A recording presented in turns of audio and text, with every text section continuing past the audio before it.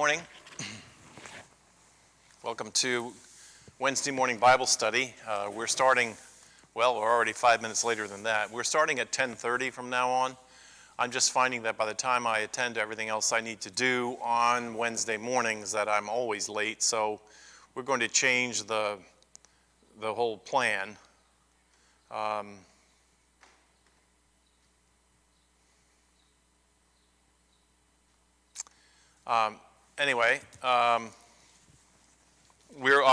I'm Pastor Lou Kilgore, and this is the Wednesday morning Bible study. We are reading through, in an interpretation, a read-through of the plain reading. I call it the plain reading of Scripture, even though it isn't immediately accessible without the original languages, without the Greek, and without the Hebrew, and also without the input of scholars whose life career is to make sure that our understanding of the words which appear in front of us are accurate to what did they intend, what did they mean then.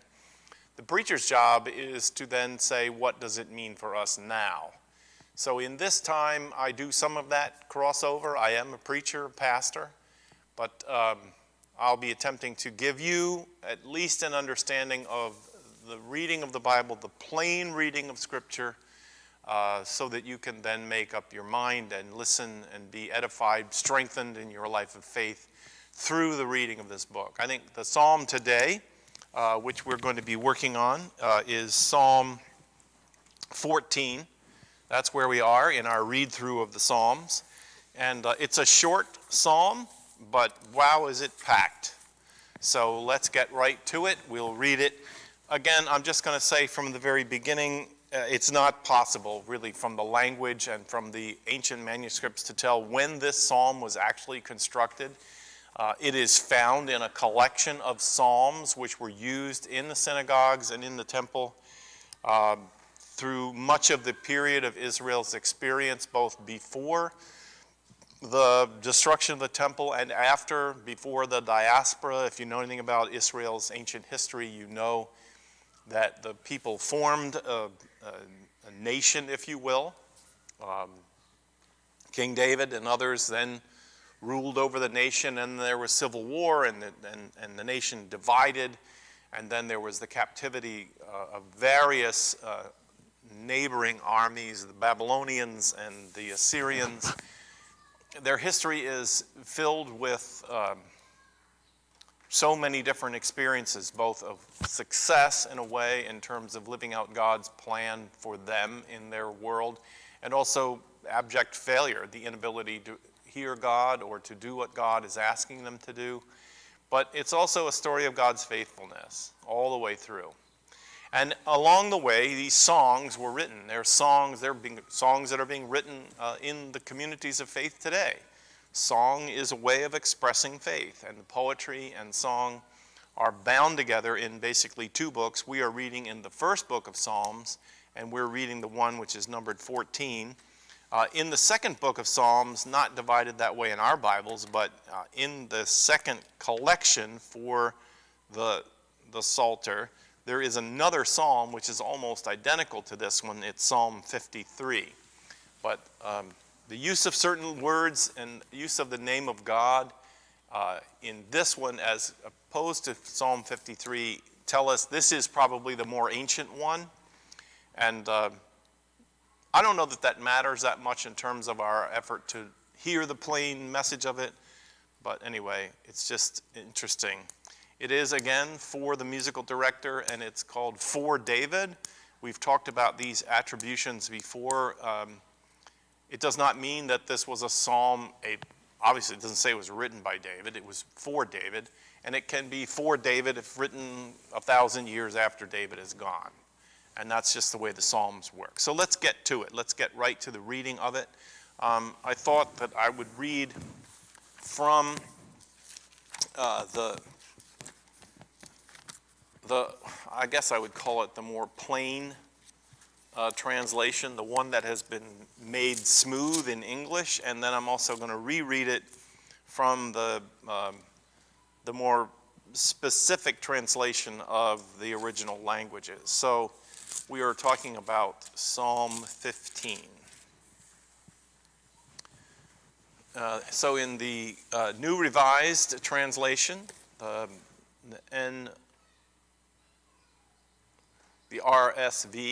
NRSV version, New Revised Standard Translation, this is Psalm 15.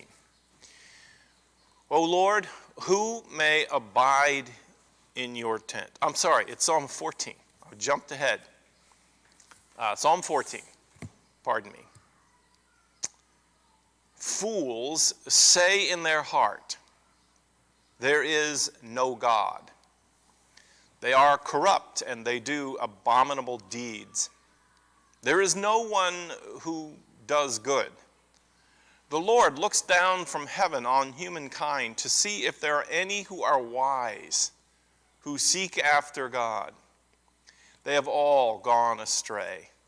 They are all alike perverse.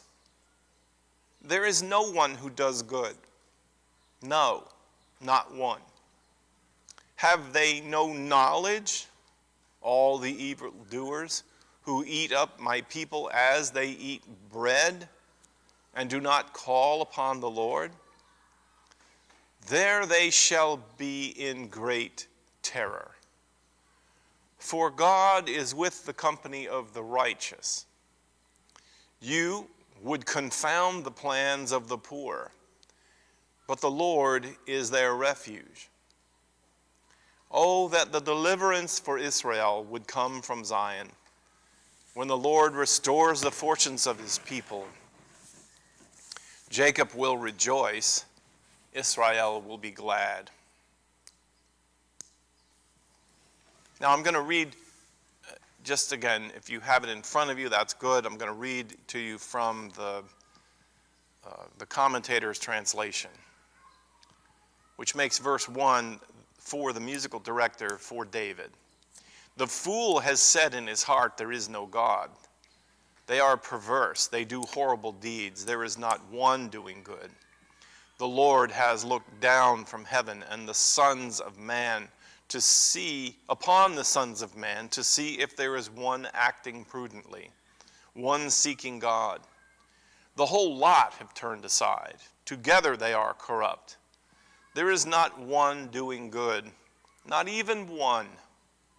They don't they understand? All the workers of iniquity who are consuming my people. They have eaten bread. On the Lord they have not called. They were in great fear, but God is in the assembly of the righteous. You would confound the counsel of the poor, but the Lord is his refuge. Would that Israel's deliverance would come out of Zion, and when the Lord restores the fortunes of his people, Jacob shall exult, and Israel shall rejoice. So I want to start and wade into this text by saying that on the one hand, this sounds like a very depressed person. Everyone does evil. No one does good. No one is doing anything worth anything. This world is all going to hell in a handbasket. It sounds like a person who can't see one positive thing going on in human community, can't see anything good. But the psalm is not really a lament. The psalm fits into the category of wisdom literature. Now, you might think, what? How is this not just a lament? Like, God, come down, burn up the earth, because human beings are terrible from beginning to end. They're just rotten to the core. But if you understand that this is a piece of wisdom writing, you get more to the point of what it is. What is the problem that the psalmist is trying to describe that resides in the hearts of human beings? What is this problem which the psalmist says is foolishness? What is foolishness? The psalmist seems to, right from the very beginning, I think you can capture that the psalmist opposes foolishness and those who do good. And this is where the wisdom part comes. There is a counterintuitive wisdom that exists in the world, and it's counterintuitive, which means, and the psalmist agrees with this, unless somehow you have some sense of communication from God, you will never get how to live your life. You will never really figure out the secret of living. You will never know ultimately the wisdom of life that will lead you to happiness and long life and to the things that really sustain us in our lives. Because in our human existence, we seem almost cut off from this understanding. We seem to be incapable on our own of really capturing how life works, what brings you to the good life, what is good for you to do. And I'm going to lay that out there as the premise under which this writer, this psalmist, the commentators say that the psalm belongs in the collection of wisdom literature.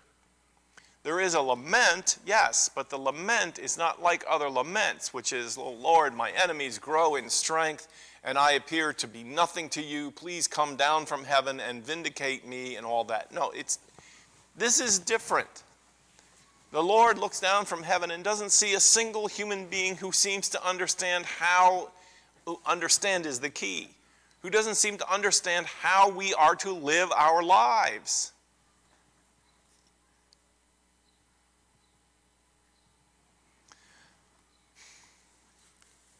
The author, let me just say some more about that. So the key to understanding this psalm, which talks about the fool has said in his heart, there is no God. We use the word fool, I think, sometimes in a way that the writer of the Bible does not. A fool would be a stupid person or a person who's not intelligent. You see, the fool in the psalmist's view is not simply lacking in mental powers. In fact, the fool in this world may be a highly intelligent person, a very capable person. The fool is one whose life is lived without the direction or acknowledgement of God. And this is not just simply to say a fool says, "Oh, God doesn't exist." The broader meaning of that is that I can figure out life on my own, and I can do what's smart and wise, and I'll see to my own preservation. I can take care of myself. In the New Testament, Jesus says, the fool has said in his heart, I had a great harvest this year, and so what I'm going to do is I'm going to take my great harvest of this bountiful season that I have reaped for myself. I've got piles and piles of wheat, and I'm going to build barns. I'm going to build lots of barns, and I'm going to make my own security in this world. I am going to secure my future. I'm going to take care of my future. I'm going to see to it that I have nothing to worry about. And so he goes out and he builds these massive barns, and he stores all of his wheat, and he puts all of his massive harvest. The harvest, by the way, the music plays in the background, the harvest that he received from God's bounty, but that's not how he looks at it. I planted my wheat at the right time, I put them in good rows, I really know how to farm. And I have this bounty. I'm a smart person, and I'm so smart that I'm going to preserve enough grain because I may have a year when there's drought, and I'm going to put all of my stuff in storage so that I can go to bed and get up in the morning and I can live a life without worry. And of course, then in Jesus' telling of it, says the fool has said these things in his heart because while he goes to sleep that night, he dies. He dies. And so what of his plan for his good life? How smart was he? Because tonight, what is asked of him in that night is his soul is taken.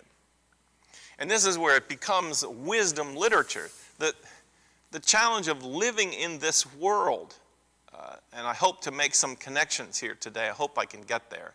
The challenge of living in this world is you can be the smartest person on the earth. You can have inventions. You can be wealthy. You can be so successful, but you will be a fool. A fool. Because you will display that you have not understood the essence of real life and real security and real comfort in this world.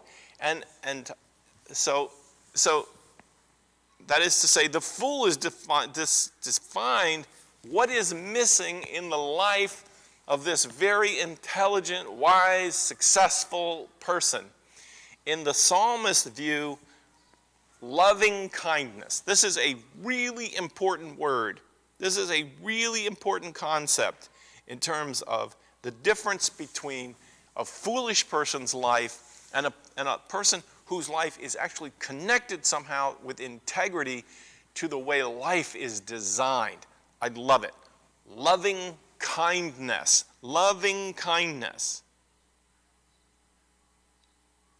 And this loving kindness, believe it or not, with all the brokenness that exists in the story of Israel and the hostility that they have towards each other, and not just Israel, but all of the world, they endeavor in all these things, and they leave out in all of their smartness and all the rest of it, loving kindness. Now, I'm going to tell you, I'd like to make the distinction and put in sustainability. To live your life in a way that is sustainable, which means that when you build or plant or you build and you have these great and brilliant ideas, that you are thinking only of yourself or only of your generation. There's no thought, no loving kindness for the world that your children are going to inherit. There's no thought about your neighbors, about the global community, and what will promoting this thing that I've invented, this single-use plastic for selling and buying and creating a massive fortune for myself. What will the implications of that be in terms of loving kindness to nature and to the world? This concept of loving kindness is the principle behind the whole covenant people. These people, this people bound to God who know God. It's not about, oh, I believe in God. It's believing in this principle of loving kindness. Loving kindness is the foundation of life. And so why are they called fools? They're called fools because this wisdom is of a moral nature. They are perverse and they do horrible deeds. Implies the deeds are an abomination in the eyes of God, and it's not just that they do no good. They take the bountiful harvest and they do not use the bountiful harvest to provide. You know, in the ancient story of Israel, Joseph, who got sold into slavery, arrived in Egypt and had a dream or interpreted a dream of Pharaoh and used his relationship to God to provide an act of loving kindness to all the Egyptians. And it was the wisdom to say to Pharaoh, listen, you're going to have a bumper crop for 7 years. Don't be thinking for a moment that bumper crop for 7 years means you can ride high and live fat and do all that. No, you need to take out of every year enough, put them into storehouses. And why? So that he could sleep at night? No, so that he could be prepared for the 7 years of famine and drought which were coming. And that plan, that loving kindness expressed through Joseph to the Egyptians, provided for the Egyptians to survive through one of the worst droughts, and people were sustained. Loving kindness. Loving kindness. A miracle through the Egyptians, right? Through Pharaoh. Pharaoh had the foresight to live in a way that he received from God. A message from God about the nature of life and success for a leader. A leader does not only think about now. A leader thinks about sustainability for the future, for himself, for the world population. Because Egypt survived, so did all of the people from the various blighted neighborhoods, like the Hebrews, who came to Egypt and were sustained not only by the Nile, but by the Nile's bounty which it had produced in the 7 years of bounty, and in the storehouses of grain which Joseph was ultimately put in charge of, so that he could be a means of loving kindness to the human population. This is wisdom. This is not foolishness.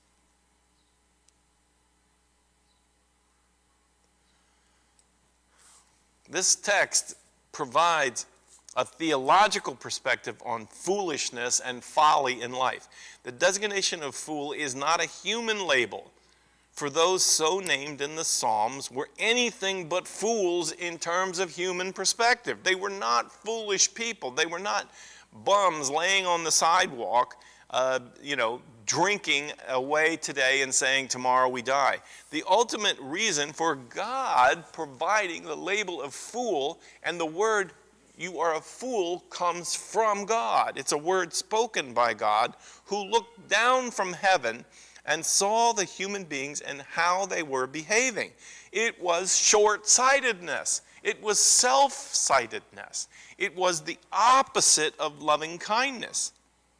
It was by no means the divine love and wisdom that human folly emerged in all of its tragedy. While to human eyes alone, the persons that God is looking at and referring to as foolish may be very much in our eyes seem to be wealthy, powerful, and successful. God, when God looked down from heaven, perceived that the mass of humankind, women and men, did not actually act prudently, with wisdom, and they did not seek God. And it's the same thing. It's, where do you get this perspective about loving kindness? Where do you get this? Do you get it in business school? No, you don't get it there. Do you get it in advanced mathematics? No. Do you get it in engineering? And no, you don't. In the world, basically, you don't get this longer term view. I think that part of it now is, and again, I think it's about doing what you do today with an eye to what about the future? What about the future? What about human beings who aren't born yet? What about the next generation? What about living with a loving kindness even to our own generation, which seeks the well-being and the welfare of others? A couple of illustrations come to my mind.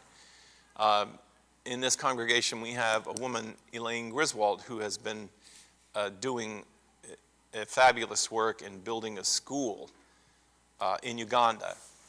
And she and her husband traveled there on a tourist visa and found a village of children who had no education. They had no real prospect for future. Many of them were orphans because of AIDS, and their hearts were captured, and they began a school, and it sustained the school, and it's still operating today, a mustard seed. And the whole idea of the mustard seed program was that when we are successful here on this side of the ocean, we must be attending to the success in life of people who we do not know, we do not see. Loving kindness becomes the motivation for the formation of a school, so that those children too would have a future, so that they could be caring for themselves, so that they could be growing in the world. And it's not about all of a sudden giving them the clothes of Western society. It's just about giving them the gifts that where they could benefit from math and science and reading and all the things they could then take and turn into their own lives. This, my friends, is loving kindness. It is loving kindness. It's not the old model of evangelism where you go and you teach them how to say, "I love Jesus," and you dress them up in private school clothing so that they look decent when visitors come. This loving kindness is of an entirely different sort of action in the world. And it is the mission of God. Loving kindness is the mission of God in the world, believe it or not. The purpose of God in the world never was to simply create an army of people who would just say, yes, God, whatever you say. The whole purpose of God's engagement in the world is to give us the rest of the information about how to live successfully in this universe, really successfully. And the point of the Psalter is that God is communicating and has been trying to communicate to us that without, I say this 100 times over, without loving kindness in your life, you are a fool. Because you have missed the primary class education. When I was a kid, my parents moved quite frequently. And I know it turns out to be a foolish excuse, but I have always had trouble being able to put things in alphabetical order. And it is a simple lesson. It's not really true anymore. I can say my ABCs. But my parents changed school, and we went from one curriculum to another, and I was skipped over in the education about the ordering of things in terms of what comes first and how to put things in alphabetical order. Now, I've blamed that. Obviously, I've learned it many times over. But for a long time, year after year, it was always a weakness in my education. There is a weakness in the education of human beings. We seem to have leapfrogged over one of the basic elemental educational things about life. Loving kindness isn't just something you do to make you a good person. Loving kindness toward your neighbor is sustainability. It is how you live your life so that you will be not like the fool who stores all the grain in his bins for years to say, now I'm protected, and then you die that night.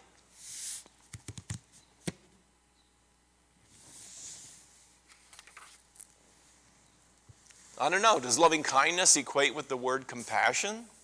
There's a movement called Compassion International.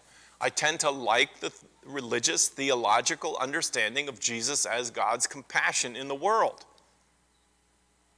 The problem with human existence is not mental deficiency. We're not stupid. We don't lack intelligence. It is a lack of understanding. The psalmist writes, don't they understand? Don't they understand? You know, there is a difference between the accumulation of knowledge and the accumulation of understanding, right? In fact, they say it's one of the challenges of our contemporary life. Knowledge abounds. You have more knowledge at your fingertips. I have my phone still laying here. I have more knowledge at my fingertips than any human being in the history of human beings, both history and art and science and leisure. I have information abounding. We still have the same problem. God looks down from on high and says, where is your understanding of what makes life awesome?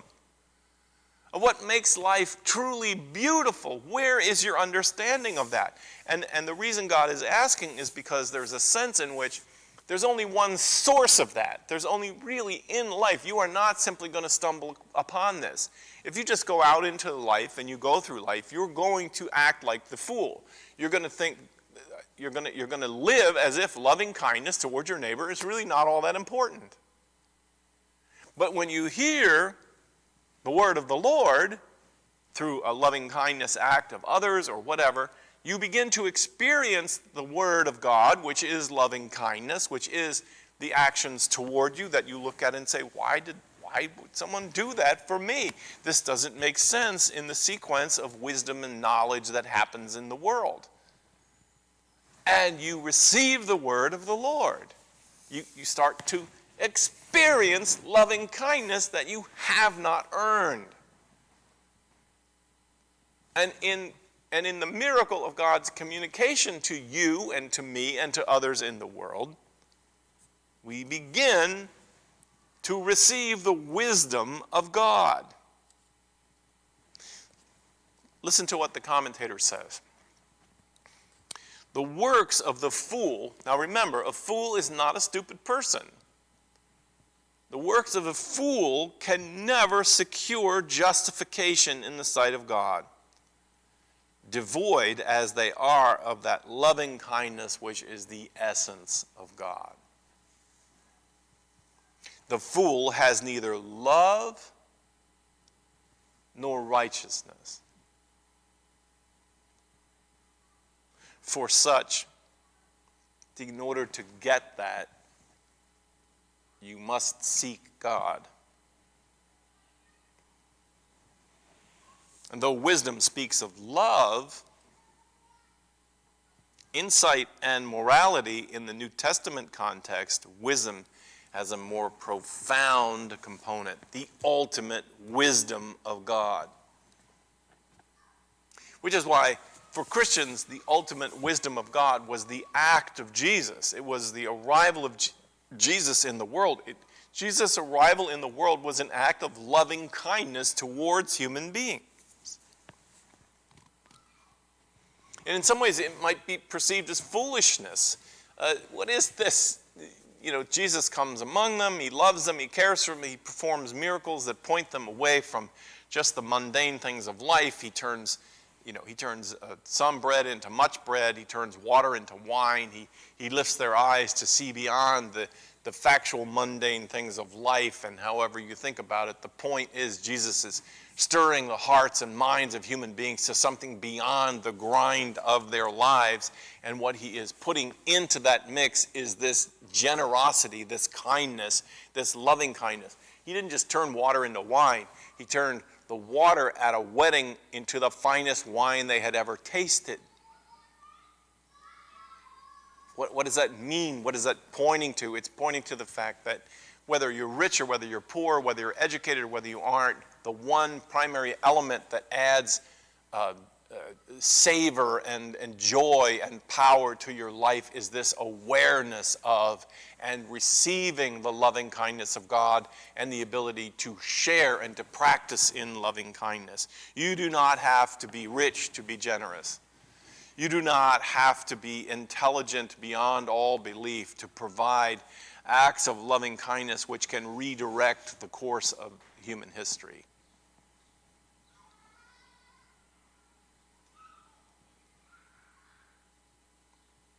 The wicked, now by the wicked, we're talking about people who do not get this factor of loving kindness. It's not trying to call people names. Wickedness is like fool. Wickedness is living in a way that defies the basic structure of the universe. The wicked lived in a state of fear as a result of their folly. The strange thing is that living without loving kindness will mean you will live in a state of fear. Nations that, rob and steal and take the natural resources of other nations and create third world conditions of deprivation and poverty and drop bombs on other nations in order to secure their own strength and their own wealth in the world, to hoard control of the natural resources that come up out of the earth through crude oil or through food. These nations ultimately, although they have this great storehouse of strength, they live in fear. They live in fear. They live in fear. And rightly they should. As a result of their folly, to live as if you are the only people on the planet, or to live as if you are the only ones that matter on the planet, is foolishness. Whereas wisdom is to live as if you are one among many and to see the opportunity, especially among the poor, to share acts of loving kindness which will ultimately result in you not having to be so afraid. The righteous have peace of mind, which is greater than the oppression of the unrighteous. Did you get that? Drive through some of these ultra-rich communities and you see gated houses, great big walls, invisible, creating worlds that are unseen to the average person. And I think, okay, it's very secure, right? They now have advanced technology, security guards and everything to keep those of us that are just the ordinary peons of life out. The psalmist says, look at them. They live behind their protected walls. Why do they have those protections in place? Because they are afraid. They are afraid that someone will see and then come and take and rob them or deprive them of the warehouses of wealth that they have amassed together. They live in fear. And the contrast is that on the outside of those structures of life, those defended lifestyles, those I'm going to be off on myself to protect myself from the little peons of the world, that the people who do not live behind the gated communities actually live with a greater sense of security.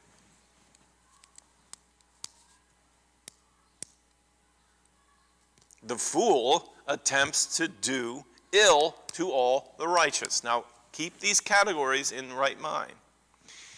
But they found that the righteous, the people who lived a life of loving kindness, of caring for the neighbor, who just dropped in with a loaf of bread and a check on the person who is hospital bed bound, that those people live with a greater sense of security in life. They live with a greater sense of purpose. They live with a greater sense of I am a person on this planet, and ultimately, I'll even say the H word, they are happier. The fool found out that the righteous, those who practice loving kindness, benefited from the presence of God as a refuge. They benefited from the fact that God is with them. It is this contrast and reflection that leads naturally to the prayer with which the psalmist concludes. Let's read that prayer.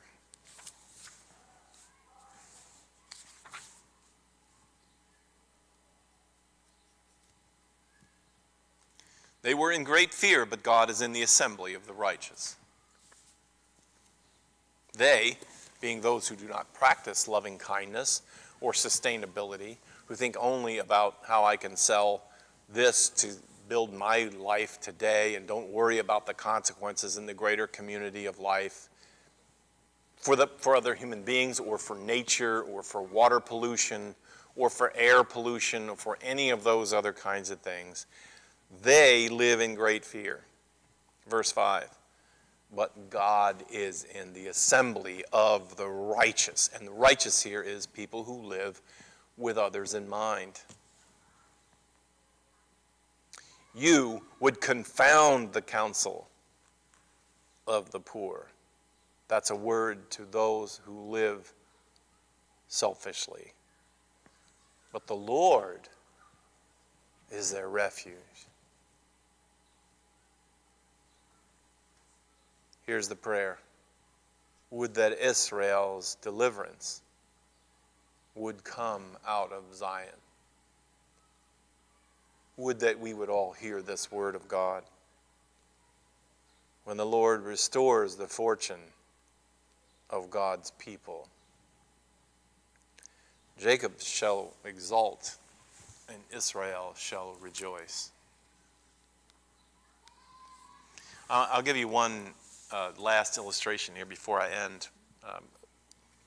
7 or 8 years ago, we did some renovation here on the property, upgraded our parking lot facilities, and the town, when we went to talk to the town mothers and fathers in the planning board, they said, look, we're happy that you're going to do the upgrades and renovations. We asked for permission to sell a piece of land in the back to raise some money to sustain our church, and they said, that's fine, but you have to do some improvement of your imprint in the community. And we said, well, like what? And they said, well, presently, all of your paving and everything stops water from circulating and permeating down the ground, and it runs off into drainage ditches, which then, in times of heavy rain, create flooding conditions, often in low-lying areas, and often, by the way, in the areas where poor people live. So you have to do something about that. There were a variety of things that they did, but the one that's most, I think, relevant to this psalm is they said, you have to spend a lot of money and put underground piping systems and drainages on all of your hard surfaces. And you have to collect that water. You cannot just simply run that water off for the town to deal with at some later stage 2 miles down the road. In flash floods for streams and water in rivers, you can't do that anymore. You must act. Now here it is. You must act with wisdom. And wisdom may be something that eludes you right now because it's going to cost you some money. But you must act in ways that are sustaining not only for yourself, but also for others. This is the definition of loving kindness. Who ever thought that planning boards would ever be an illustration of God's loving kindness in the world? But that is how I understand it. So what they did was they forced us to give up part of our land as what's called a retention basin, which means you have to retain all the runoff of rain on your own property and deal with it. You have to create a saturation bed that allows that water to go back down into the aquifer under the ground so that there will be water for all of us, so that water can be sustained, so that we won't run into these massive droughts when all of a sudden all these houses are built and now the wells are running dry for people in the area. You must live your life in sustainable ways for loving kindness. This is wisdom. How do you like that? So that's it, my friends. That's the wisdom from the ancients of Psalm 14. You want to live like a fool? No one might know you're foolish if you're rich and powerful and you've got education beyond everybody else's around you and you accumulate a massive structure of life and whatever. The question of whether you are a fool or not is, have you heard the word of God about the secret of life? And this word loving kindness. Loving kindness. It's not a works righteousness thing. It is the way of God's relating to us. Blessings, my friends. I pray strength for you to be engaged in all kinds of works of loving kindness, both to your family, to your neighbors, in your thought world, and then also that you might receive loving kindness too, in whatever circumstance or situation that you need it, so that we may all exalt in the presence and the knowledge of God. Blessings to you, my friends. I will talk to you next Wednesday when we will turn then to Psalm 15. Thank you for being a part of it today.